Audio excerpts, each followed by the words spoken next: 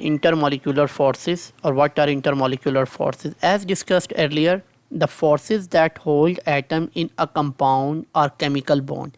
हमें ये पहले ही पता है कि किसी कंपाउंड के अंदर जो ताकतें दो एटम्स को आपस में जोड़ के रखती हैं वो एक केमिकल बॉन्ड की मदद से होती हैं। जैसे यहाँ पे आपको HCl का एक मॉलिक्यूल नज़र आ रहा है, इसमें हाइड्रोजन और क्लोरीन एक दूसरे के साथ कोवलेंट बॉन्ड के साथ जुड़े हुए हैं। So this is a chemical bond और these the forces which we name as chemical bonds और chemical forces.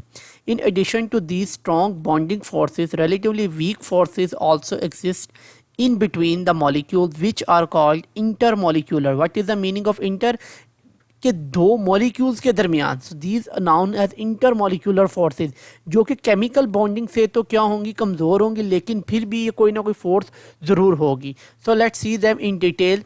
For example, this a molecule of hydrogen chloride HCl1 and this the other molecule of HCl. This another molecule. It's so अब इन दोनों के दरमियान एक force of attraction है जिसे हम क्या नाम दे रहे हैं, इंटरमॉलिक्यूलर फोर्सेस, जो कि क्या है, वीक है as compare to covalent bond से। The attraction between molecules are not nearly as strong as the intermolecular forces that hold compounds together. कि ये इस लिहाज से जो केमिकल फोर्स है या जो बॉन्ड है एक एटम का दूसरे एटम के साथ मॉलिक्यूल में, वो उससे क्या होगा, कमज़ोर होगा as compare to molecule as molecule. जैसे कि यहाँ पे आपको HCl का एक मॉलिक्यूल नज़र आ रहा है, क्लोरीन के ऊपर स्लाइट नेगेटिव है, हाइड्रोजन के ऊपर स्लाइट पॉजिटिव है, इसी तरह दूसरे मॉलिक्यूल में भी है।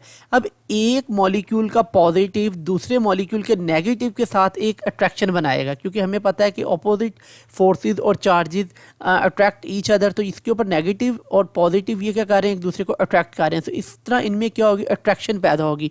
ये अट्रैक्शन बेसिकली क्या काज करेगी, इंटरमॉलिक्यूलर फोर्स काज करेगी। The bonding and intermolecular forces of hydrogen chloride as shown, ये यहाँ पे इस मॉलिक्यूल में ये केमिकल बॉन्ड है जो किसके दरमियान है, हाइड्रोजन और क्लोरीन के दरमियान है। जबकि एक एटम की दूसरे एटम के दरमियान जो फोर्स है वो क्या कहला रही है, इंटरमॉलिक्यूलर फोर्स कहला रही है, जिसने इनको एक मॉलिक्यूल के अंदर जोड़ा हुआ है। ठीक है, कि एक मॉलिक्यूल दूसरे मॉलिक्यूल के साथ किस तरह से जुड़ा हुआ है।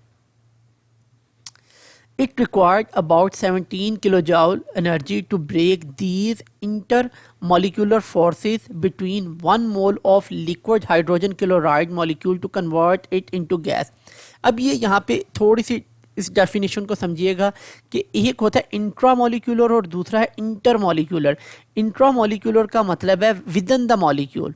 ठीक है, कि मॉलिक्यूल के अंदर जैसे हाइड्रोजन और क्लोराइन जो हैं वो एक दूसरे से अगर उनको हमने तोड़ना है तो हमें इतनी एनर्जी देनी पड़ेगी।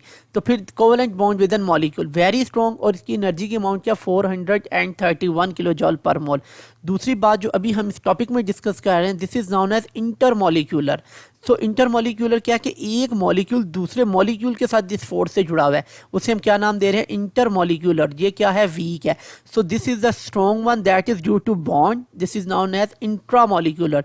Second is the intermolecular, this between, or you can say that the within the molecule, whereas about 430 kilojoule energy required to break the chemical bond between hydrogen and chlorine atom in 1 mole of hydrogen chloride. अगर आपने hydrogen chlorine को अलग करना है HCl में से, hydrogen को chlorine से, तो आपको इतनी एनर्जी देनी पड़ेगी।